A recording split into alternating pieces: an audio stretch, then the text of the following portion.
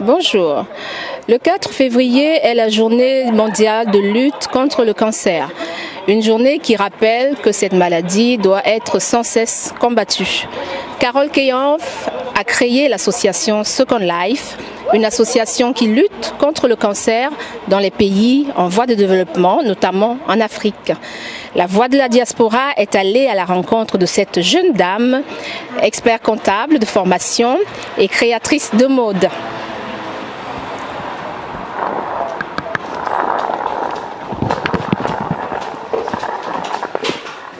Toc, toc, toc, toc, toc. Bonjour Carole. Bonjour. Vous allez bien? Très bien, et vous, merci.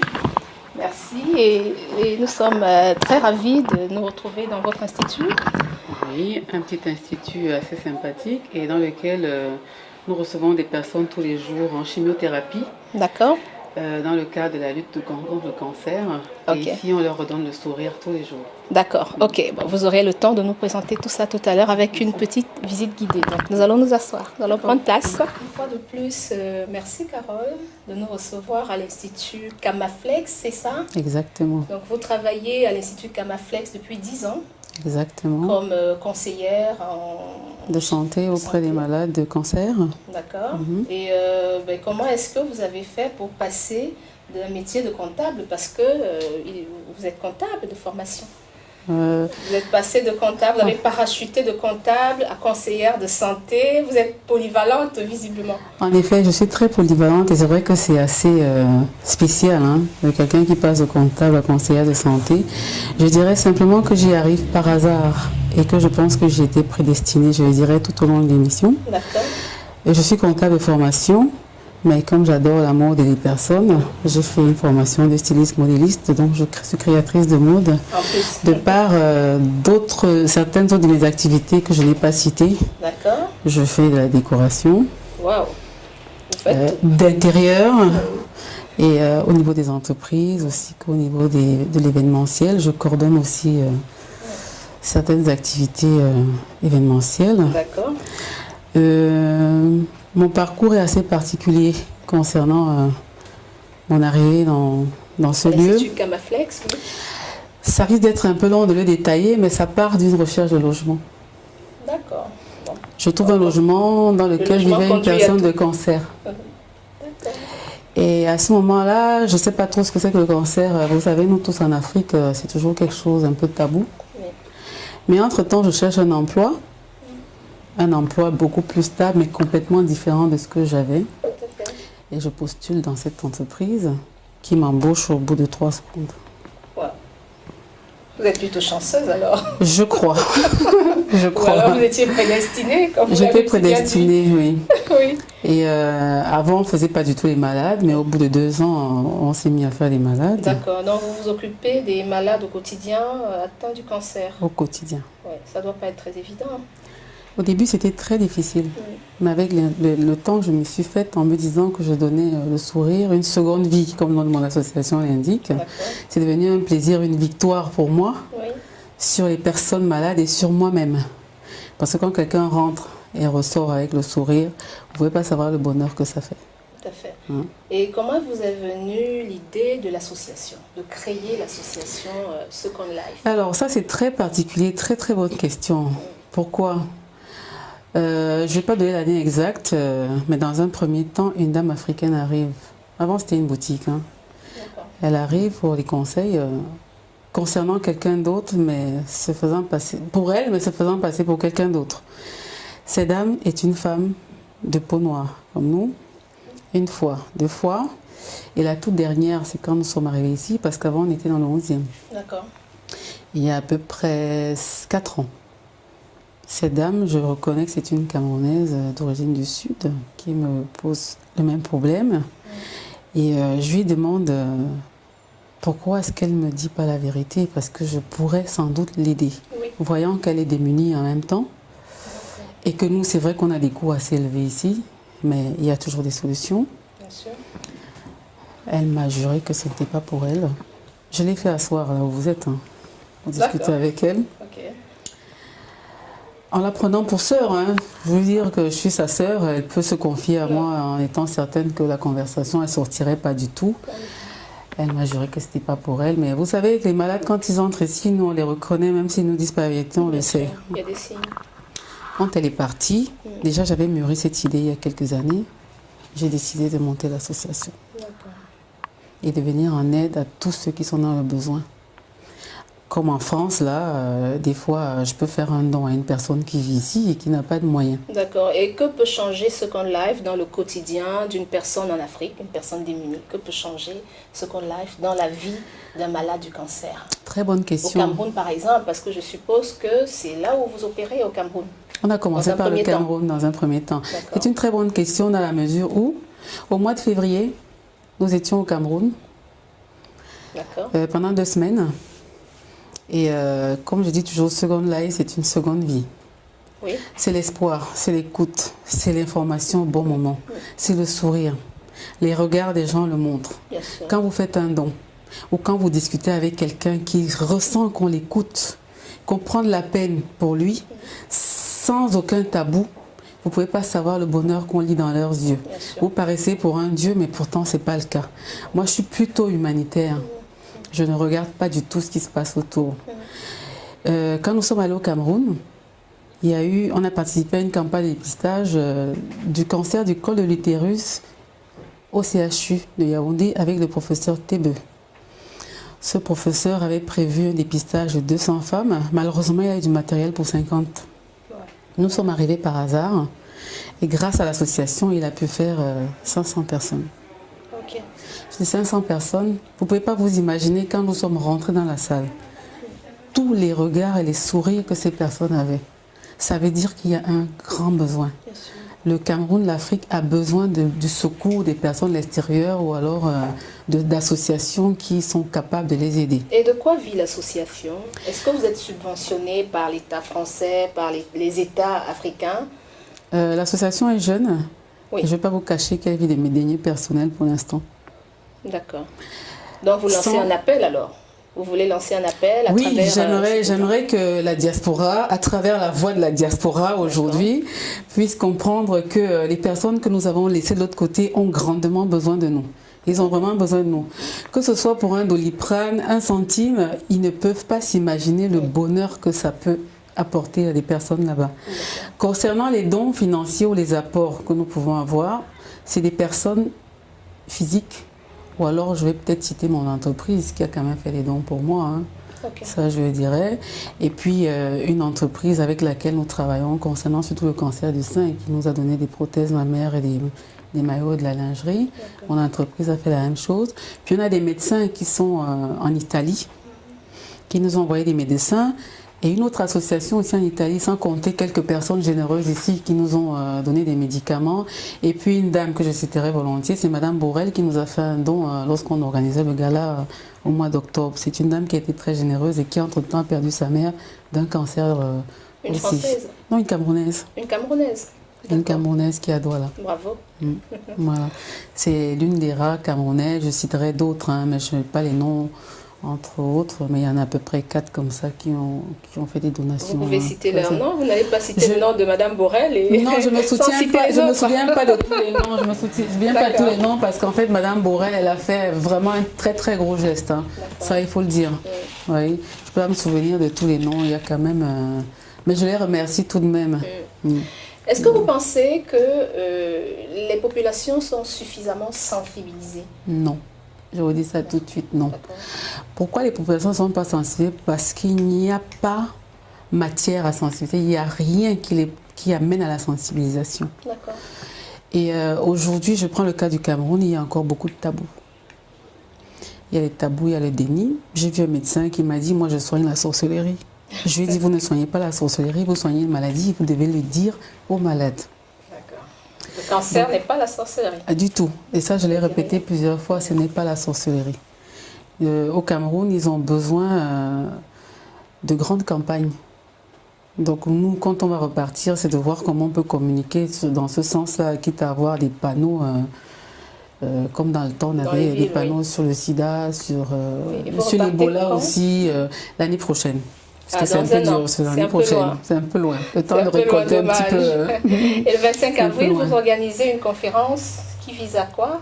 Alors, le 25 avril, on organise une journée d'information avec débat. Alors, au cours de cette journée, on va parler de l'association, de ses objectifs, de nos attentes par rapport aux personnes qui sont ici surtout, dans le but d'aider les personnes qui sont là-bas. En même temps, on va recueillir les suggestions. On va essayer de faire passer quelques diaporamas de ce que nous avons fait au Cameroun, des interviews, les médicaments de dons et tout ça, pour que les gens réalisent à peu près la demande qui est au Cameroun. On a notamment une vidéo qui est assez particulière d'une dame qui a beaucoup souffert et qui, je pense, risque de toucher quand même pas mal de personnes. D'accord. Donc, voilà, je pense que vous nous avez dit tout, ou presque. On a bien envie de faire une petite visite de votre institut, parce que quand on entre, on a l'impression que c'est un institut de beauté. Hein? C'est vrai, la plupart des gens qui rentrent ici pensent que c'est un institut de beauté. Non. Oui. On va dire que c'est un peu beauté, parce que les personnes qui ressortent repartent avec le sourire et beau et belle en même temps. Vous savez, quand vous avez quelqu'un qui rentre avec plus de cheveux du tout, d'ailleurs ma première expérience a été très difficile quand j'ai vu quelqu'un déjà sans cheveux et une personne sans sein. C'est très difficile. Donc, il faut pouvoir travailler ça psychologiquement. Donc, psychologiquement, enfin, voilà, vous avez fini par être psychologue, c'est ça? Voilà. Vous êtes reparti à l'école pour apprendre? Là, je suis en train de prendre des cours de psychologie, simplement pour avoir un certificat. Parce que le travail que je mène tous les jours, c'est un travail de psychologue. L'écoute, oui. Alors, on fait l'écoute, il faut trouver les mots justes au bon moment, il ne faut pas dire n'importe quoi. Il faut que la personne en partant puisse retrouver un petit grain de bonheur, juste un petit grain de bonheur. C'est très très important. Donc les gens qui rentrent, comme vous disiez, ils rentrent en pensant que c'est un institut de beauté. La plupart des gens, surtout chez nous les Africains, ils disent que c'est un institut de beauté. Non, c'est un institut capillaire qui prend en charge, et ma mère je précise, des personnes en chimiothérapie, en pelade et en perte de cheveux, notamment la calvitie chez les hommes. D'accord. Aussi. Donc on fait tout ça. Donc, je serais volontiers pour qu'on visite la pièce. Cette salle, je suppose que c'est l'accueil. Oui, ici c'est l'accueil quand ils arrivent. On les prend en charge, on fait patienter ceux qui n'ont pas rendez-vous. D'accord. Et même ceux qui ont rendez-vous si on a quelqu'un en cabine. Ensuite... là, il y a des produits. C'est quoi? Alors, tous ces produits-là, vous allez avoir des produits qui servent à l'entretien de la chevelure complémentaire, c'est-à-dire la perruque ou le complément pour homme. En même temps, vous allez en avoir qui servent à l'entretien de nos propres cheveux aussi, parce qu'il faut les nourrir. Il y a de la laque, il y a des soins pour la repousse du cheveu, et des produits qui évitent, vous savez, des fois quand les cheveux repoussent, ça démange. Donc on va peut-être entretenir un peu la calotte capillaire, ce genre de choses. Et on a des adhésifs qui servent à coller certaines pièces. Ensuite, on va aller dans la pièce, on va commencer par le laboratoire. Le laboratoire, c'est une pièce où on s'occupe de l'entretien de certaines pièces qui sont des pièces sur mesure. D'accord. Ou alors quand il faut faire des reconditionnements. Reconditionnement, c'est quand il y a un produit qui est abîmé ou qu'on veut retravailler, on le fait à l'intérieur. Ici, vous avez une cabine dans laquelle on prend en charge toutes les femmes ou les hommes qui ont des chutes de cheveux. Là, c'est la perruque complète. On les conseille et on les suit. Ensuite, ici, c'est une pièce où je travaille avec une collègue qui, elle, va s'occuper de tout ce qui est sur mesure. Là, et on va avoir le shampoingage de l'homme. Et la pose. D'accord. C'est la pose. La pose et la perruque. La pose du complément capillaire. D'accord. C'est dans l'autre cabine qu'on fait la pose et la perruque. Ici, c'est le complément capillaire. Je vais vous montrer ce que c'est qu'un complément capillaire. C'est des termes techniques. Alors, donc, je vais prendre une perruque par ici, vite fait. Alors, on est sur une perruque, hein. Je vais vous montrer. Déjà, ici, c'est... Alors ici, vous êtes dans la pièce de la, comment on appelle, du sein. D'accord. On va faire ça comme ça. Ici, c'est la cabine où on prend toutes les femmes qui sont en chimiothérapie et qui ont subi une ablation du sein. Là, on va leur conseiller une prothèse mammaire qui est une prothèse externe. Il en existe plusieurs. Ici, c'est une prothèse basique.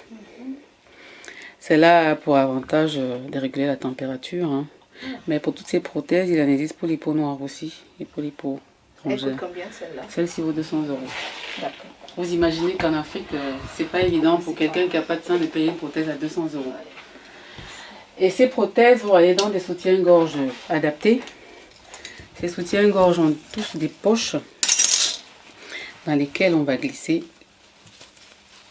la prothèse, comme ceci, et que la personne va pouvoir porter sur elle. Ok. Donc du coup, ça donne l'illusion, mais en même temps, ça permet d'éviter des problèmes de dos et d'autres maladies comme le lymphodème qui font gonfler le bras. Ok. Il existe aussi des prothèses qui se collent directement à la peau en même temps. Donc ça, c'est la cabine dans laquelle on prend ces personnes en charge. C'est uniquement les femmes ici. Hein. D'accord. Et donc, Il y a les maillots de bain aussi adaptés. Ah. Les maillots de bain qui vont avec aussi, parce que la prothèse, elle a rembourrés. besoin d'être bien mise. Hein. D'accord. Sinon, elle peut partir. Ok. Là, tout à l'heure, je voulais vous montrer ce qu'on appelle un complément. Ici, vous avez un monsieur. Ce monsieur peut porter une perruque. Ok. Parce qu'il a perdu des cheveux complètement. Et puis, il y a un monsieur, comme monsieur il est en face, hein, qui a des cheveux et peut-être qu'il n'en a pas un petit peu sur le dessus. On va lui poser quelque chose comme ça. D'accord. Et le reste de ses cheveux va dépasser et on va lui mettre avec de la colle. Ok. On va lui coudre. Ok. C'est ça qui soulage ce qu'on appelle les calvities. Oui. Et ça peut être chez les femmes comme chez les hommes. Bien sûr. Et la perruque, c'est quelque chose de complet. C'est entier, complètement D'accord. complet. D'accord. Des fois, on me demande, c'est pas la même chose qu'à Château Rouge. Je leur dis non, non, non et non. Parce qu'en plus, on est homologué pour que la sécurité sociale rembourse une partie des mutuelles prennent en charge. D'accord. Voilà. Donc, c'est un peu ce qu'on fait ici Oui, au oui. quotidien. Ok. Ben, et quels conseils pouvez-vous donner aux personnes atteintes de cancer? Enfin, déjà, pour la prévention surtout. Pour prévenir le cancer. Des conseils sur le plan alimentaire, parce que je sais qu'on insiste, les professionnels de santé insistent beaucoup sur l'alimentation, prendre beaucoup de fruits. Quels conseils pouvez-vous donner?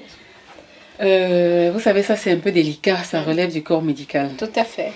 Moi, la seule chose que je peux faire, c'est un tableau qu'on m'a remis Ok. à l'hôpital, c'est des aliments riches en nitrogène. Quand on me le demande, je donne ça aux clients.